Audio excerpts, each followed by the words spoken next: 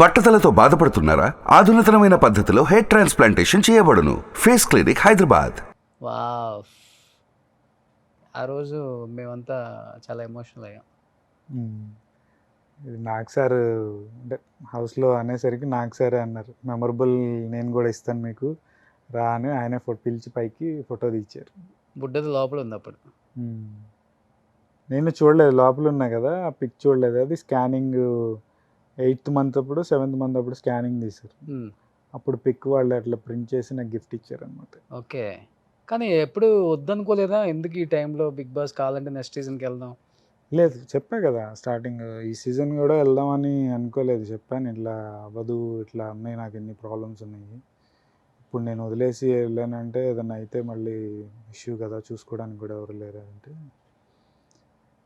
ఇంకా channel side నుంచి కొంచెం వాళ్ళు, అంటే నేను ఫస్ట్ నుంచి ఇన్ హౌస్ కదా, ఒక విధంగా చెప్పాలంటే నన్ను నిలబెట్టింది వాళ్ళే. సో అంత ఛానల్ ఇంకా అన్నిసార్లు అడుగుతున్నప్పుడు నో అని చెప్పడం కూడా కరెక్ట్ కాదు కదా అని ఇంకా డేర్ చేసి తనే దగ్గరుండి, లేదు లేదు నువ్వు వెళ్ళు, ఇది కూడా నీకు అంటే వన్ ఆఫ్ ది ప్లస్ అవుతుంది బిగ్ బాస్ కూడా నీకు లైఫ్లో, వెళ్ళు, కాకపోతే వెళ్ళి జాగ్రత్త చూసుకొని రా. బట్ అర్జున్లో మస్తు షేడ్స్ ఉంది అని బిగ్ బాస్కి వెళ్ళిన తర్వాత తెలిసింది చాలా మందికి.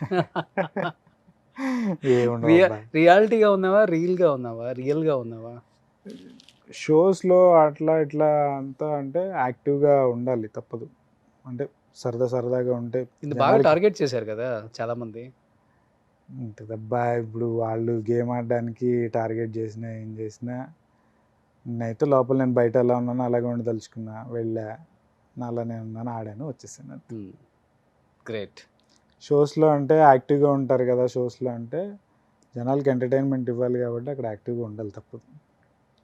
యాక్టివ్గా 365 days 24/7 ఉండలేరు కదా జనాలు. అంటే బిఫోర్ సీజన్ చూసావు? లేదు, నేను ఒక్క సీజన్ కూడా సిరీ అందరూ ఇదే అంటారు, మేము ఒక్క సిరీ సీజన్ కూడా చూడలేదు. సిరీ సీజన్ చూసాను నేను.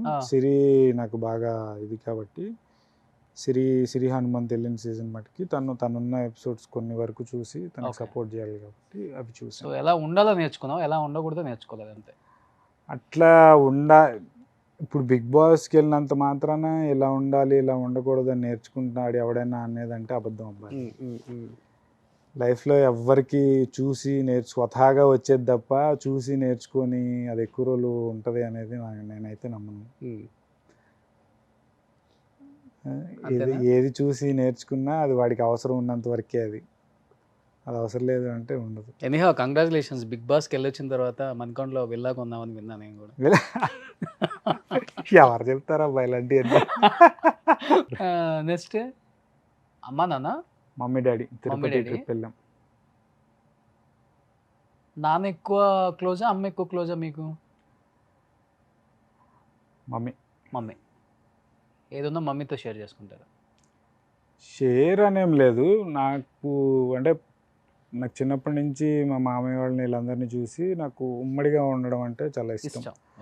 సో ఇంట్లో ఏ డెసిషన్ తీసుకోవాలన్నా ఏం షేర్ చేసుకోవాలన్నా స్టిల్ ఇప్పటికీ కొంచెం మాట్లాడుకుంటాం. ఏదైనా మేజర్ డెసిషన్స్ అంటే ఇంట్లో మా తమ్ముడు, మా చెల్లి, నేను, అమ్మ అందరం వీడియో కాల్ చేసి ఇట్లాగా అని అందరం డిస్కస్ చేసుకుంటాం.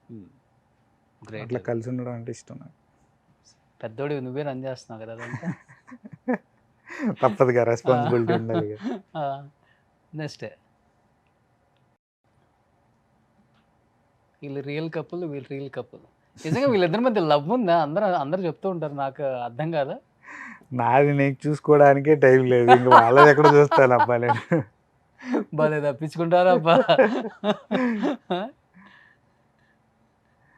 కపుల్గా దిగితే అంటే యూజువల్గా నేను బయటకు వెళ్ళడం తక్కువ. ఇట్లాంటి అది అసలు మనకి ఎందుకు రూపాయి ఉపయోగం లేని పనులు అవన్నీ. ఉందంటే పోతాం, ఉపయోగం ఉందంటే బాగుంది కాదు, ఎందుకు ఆ పనులన్నీ. అంతేనా? అంతే. నెక్స్ట్ ఇది సుధగారితో జానకి రాముడు అని సినిమా చేసాం. కావేరీ ట్రావెల్స్ ఉంది కదా, ఆయన ప్రొడ్యూసరు. ఓకే, చేసాం, విలన్గా చేశాను. ఇది సుధగారి, ఇది సూపర్ పిక్చర్ అప్ప. పరంపర ఫస్ట్ డే షూట్ ఇది. ఓకే, ఫస్ట్ డే పడ్డమే శరత్ కుమార్ గారు, జగపతి గారు, సూర్య గారు. సరే ఓకే బాగానే ఉంది చేస్తున్నా. ఆయన అంటే వీళ్ళు పెద్ద మాట్లాడిన దగ్గరికి వెళ్ళినవారు కదా, చేస్తున్నా. తర్వాత ఈవినింగ్ సూర్య గారు వచ్చి ఫస్ట్ టైం చేస్తున్నావా అన్న. లేదండి ఎందుకు అని. బాగా చేస్తున్నావా, ఏం చేసావు ఇంతకు ముందు అన్నాడు. ఇట్లా చేశానంటే, ఓహో అయితే జూనియర్ మోస్ట్ సీనియర్ అనమాట అండి, జోక్లే. ఓకే. అది అయ్యింది, అదొకటి హ్యాపీగా అనిపించింది ఆయన అడిగినప్పుడు బాగా చేస్తున్నామని. ఇంకొకటి కస్తూరి గారు ఫస్ట్ సీన్ ఆవిడతో కూడా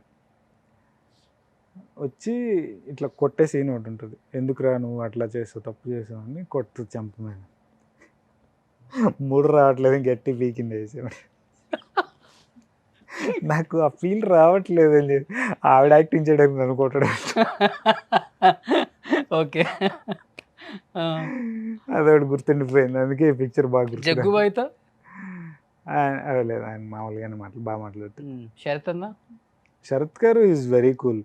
అంటే అందరూ అనుకుంటారు ఆయన పర్సనాలిటీ చూసి అట్లాగా గంభీరంగా ఇట్లా ఉంటారు అని. చాలా సాఫ్ట్, చాలా సాఫ్ట్ అయినా.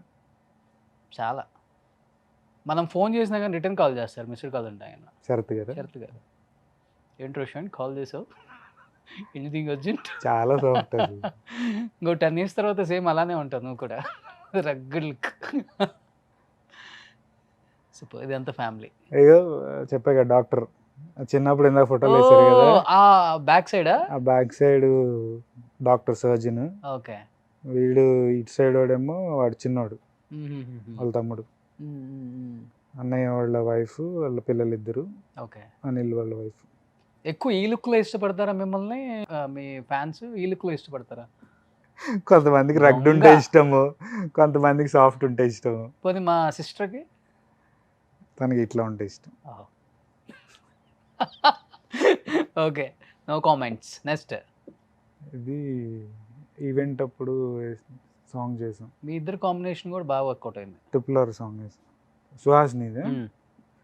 సుహాస్ని నాకు టీవీలోకి వచ్చాక అతి తక్కువ టైంలో one of the closest friend అంటే సుహాస్ని కానీ, సుహాస్ని వాళ్ళ మదర్ కానీ, ఫాదర్ కానీ, సుహాస్ని వాళ్ళ హస్బెండ్ తక్కువ కలవడం కానీ బాగా మాట్లాడతాడు ఆర్య కూడా.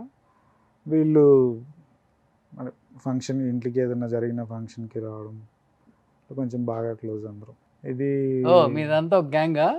గ్యాంగ్ అనేం కాదు, రవి వైఫ్ వాళ్ళ బర్త్డే పార్టీకి వెళ్ళాం. ఓకే.